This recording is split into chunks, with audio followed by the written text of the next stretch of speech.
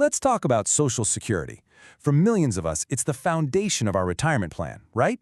It feels like this simple deal. You work, you pay in, and then one day it pays you back. But what if there's some fine print that most people miss? Get this. Right now, about 68 million Americans are getting Social Security checks. I mean, that's a massive number. It just goes to show how much we all rely on this program to stay afloat in our golden years. So that leads to a really common assumption, right? Most of us think, hey, if I work here and pay my taxes, I'm automatically in.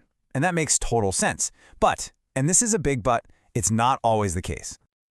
Okay, so before we get into the tricky stuff, let's just quickly cover the basics. The system that most of us are familiar with. This is how it's supposed to work for pretty much everyone. On the surface, it seems super straightforward. You get a job, a little bit of your paycheck goes into the Social Security pot, and boom, down the road you get your benefits. And yeah, for most of us, that's exactly how it works. But here's where it gets interesting. How the system actually keeps score. It's not about how many years you work, it's all about something called credits. You work, you pay your taxes, and you rack up these credits. Once you hit that magic number of 40, you're in. Well, usually. And that little word is what this is all about. So what even is a Social Security credit? Well, it's not tied to the hours you clock in. It's all about how much you earn. For example, back in 2023, you earned 1 credit for every $1,730 you made. But you can only earn a max of 4 credits a year. So if you do the math, that means it takes at least 10 years of work to get those 40 credits you need. Okay, so here's the real kicker. What if you do all that? You work for years, you dutifully rack up your 40 credits, and you still don't qualify. It can happen, and that's exactly what we're going to dig into now. The surprising little rules that can trip you up. All right, let's dive into the nitty-gritty. This is where the rules get, well, complicated. We're talking about the specific situations that can actually disqualify people, even folks who are sure they had all their ducks in a row. So first up, does your career path actually matter? You'd think a job is a job, right? As long as you're working and earning in the US, it should count.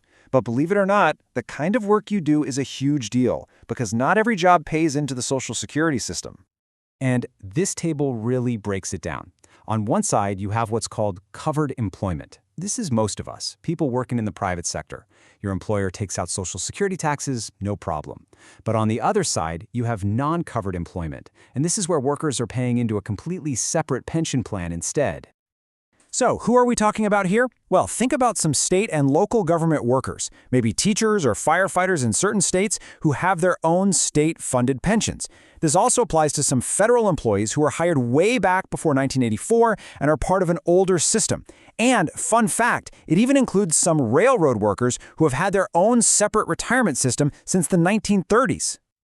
Okay, let's switch gears. We've talked about your job, but what about where you decide to spend your retirement? I know a lot of people dream of retiring overseas, but you have to be careful because your physical location can actually stop your payments cold. Yeah, it's true. Even if you're a U.S. citizen and you've paid into the system your whole life, there are federal rules that literally block payments to people living in certain countries. So if your dream retirement spot is, say, Havana or somewhere in Turkmenistan, you're going to need a plan B for your income. Next up, there's another rule that impacts folks who are incarcerated. And the Social Security Administration is super clear on this one. If you are behind bars for more than 30 consecutive days, your benefits get suspended. Now, the key word there is suspended, not terminated. So the payments can start up again after you're released. But, and this is a big one, you don't get any back pay for the months you missed. The silver lining, though, is that your eligible family members, like a spouse or kids, might still be able to collect benefits based on your work record during that time. And just to round things out, there are a couple of other potential traps. The most obvious one is age. You have to be at least 62 to start claiming retirement benefits. And another one is for certain non-citizens who work in the U.S. for a foreign government or an international group like the UN. They often don't pay into Social Security, so they wouldn't be eligible for benefits from it. Okay, after hearing about all these exceptions, you might be feeling a little, uncertain. But look, the point of all this isn't to scare you. It's really to empower you to take control and actually check where you stand.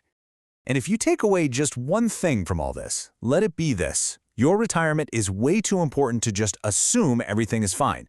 Don't leave your financial future up to chance. You've got to be proactive. So let's just do a quick recap. First, earning those 40 credits, that's the starting line, not the finish line. Second, your specific job history, whether it was covered or non-covered, is absolutely critical. Third, remember that where you decide to live could actually affect your payments. And the most important thing of all, you have to verify your own status. Go online and check your official Social Security statement. So, what's the bottom line here? As you're making your own retirement plans, I want you to think about this. Which of these rules surprised you the most? Was it the whole covered versus non-covered job thing? The list of countries where you can't get paid? It really just goes to show you, when it comes to your future, the details matter a lot.